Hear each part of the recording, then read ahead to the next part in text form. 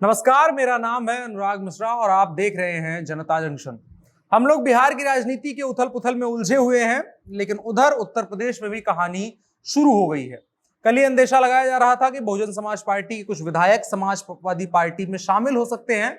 आज खबर आई है कि 6 बहुजन समाज पार्टी के विधायक, उसके साथ साथ सत्तारूढ़ भारतीय जनता पार्टी के एक विधायक ने समाजवादी पार्टी का दामन थाम लिया है।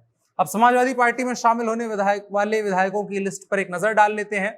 जौनपुर के मुंगरा बादशाह से विधायक सुषमा पटेल, सीतापुर के सिधौली सीट से हरगोविंद भार्गव, हापुड़ धौलाना से असलम चौधरी, श्रावस्ती से असलम रायनी, प्रयागराज की हंडिया सीट से हाकमलाल बिंद और प्रयागराज की प्रतापपुर सीट से मुस्तफा सिद्दीकी, ये सारे विधायक बहुजन समाज पार्टी के वर्तमान विधायक हैं और ये अब समाजवादी पार्टी में शामिल हो गए हैं। इसके अलावा एक और नाम है जो भारतीय जनता पार्टी से अब समाजवादी पार्टी में शामिल हो गए हैं।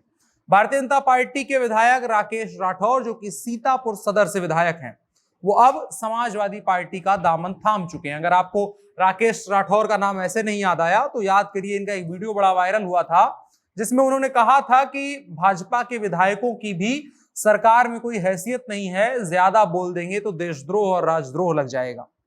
ये कई बार भारतीय जनता पार्टी के लिए मुश्किलें खड़ी करते रहे हैं। कोरोना के समय में भी उन्होंने प्रशासन और सरकार की काफी मुखालफत करी थी। नरेंद्र मोदी के थाली बजाने वाले कार्यक्रम को लेकर के भी इनका एक ऑडियो क्लिप वायरल हुआ था, जिसमें वो कार्यकर्ताओं को डांटते हुए नजर आ रहे थे और कह रहे थे ऐसा ना करें। इसके अलावा भी इनके बहुत सारे ऐसे क्लिप वायरल हैं जिसमें अपनी ही सरकार और अपनी ही पार्टी के खिलाफ ये बयान देते नजर आए हैं। बाकी बहुजन समाज पार्टी के विधायक जो शामिल हुए हैं उनमें सबसे चौंकाने वाला और खास नाम प्रयागराज की 2 सीटों के विधायक हैं, हाकिमलाल बिंद और मुस्तफा सिद्दीकी। एक ही जिले की 2 सीटें बहुजन समाज पार्टी के हाथों से निकल जाना ये शुभ संकेत नहीं है और ये एक उदाहरण है कि साल 2022 का चुनाव बहुजन समाज पार्टी के लिए कितना कठिन रहने वाला है।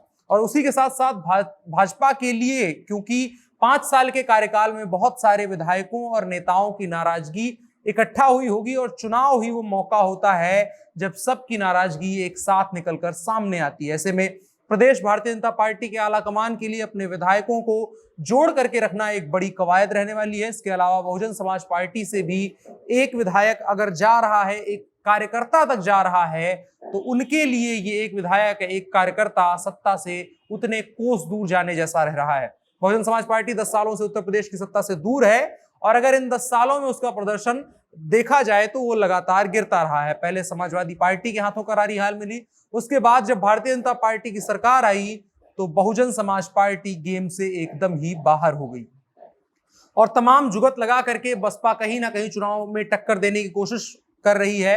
अभी प्रबुद्ध सम्मेलन करवाया गया था, वो सब इसी कड़ी में है ताकि बहुजन समाज पार्टी अपना उत्तर प्रदेश में खोया हुआ जनाधार वापस पा सके। लेकिन ऐसे हालात में विधायकों का जाना उसके लिए बहुत बड़ा झटका है। इन सारे विधायकों ने समाजवादी पार्टी के मुखिया अखिलेश यादव की मौजूदगी में सदस्यता ली। अखिलेश यादव ने इस मौके पर कहा कि बहुत सारे लोग हैं जो सपा में शामिल होना चाहते हैं, चुनाव आने तक भाजपा भागता परिवार ही रह जाएगी, इस चुनाव में भाजपा का सफाया होना तय है। इसी कार्यक्रम के दौरान अखिलेश यादव ने भारतीय जनता पार्टी का घोषणा पत्र पढ़ा और साथ ही यह भी कहा इस घोषणा पत्र में किया गया एक भी वादा भारतीय जनता पार्टी की सरकार ने उत्तर प्रदेश में पूरा नहीं किया है।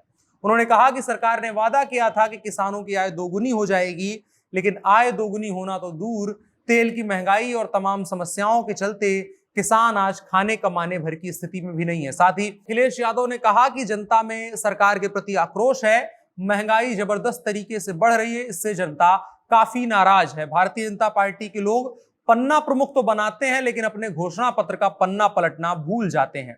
कुल मिलाकर के अगर देखें तो समाजवादी पार्टी का भारतीय जनता पार्टी की मुख्य विपक्षी दल के रूप में उभरना भारतीय जनता पार्टी के लिए शुभ संकेत नहीं है, क्योंकि समाजवादी पार्टी का काडर कितना मजबूत है ये बताने के लिए किसी उदाहरण की आवश्यकता नहीं है। सीटें भले ही भारतीय जनता पार्टी के पास ज्यादा हैं, लेकिन किसी भी सीट पर समाजवादी पार्टी भाजपा से कुछ खास कमजोर नहीं है। और अगर ऐसे हालत में भारतीय जनता पार्टी और बाकी विपक्षी खेमा थोड़ा भी कमजोर होता है तो वो साफ साफ समाजवादी पार्टी को मजबूत करेगा। और अगर 2022 के आने वाले चुनाव तक कुछ और नेता समाजवादी पार्टी में शामिल हो जाते हैं तो ये लहर और तेज हो जाएगी और इसका साफ साफ नुकसान भारतीय जनता पार्टी को सत्ता से हाथ धोकर भरना पड़ सकता है। क्या कुछ होता है उत्तर प्रदेश की राजनीति में, उस पर भी हम लगातार नजर रखेंगे और जो कुछ भी होता रहेगा हम आपको उससे जरूर सूचित करते रहेंगे। मेरा नाम अनुराग मिश्रा है, आप जनता जंक्शन देख रहे हैं, कैमरे पर मेरे साथ हैं ओम प्रकाश। शुक्रिया।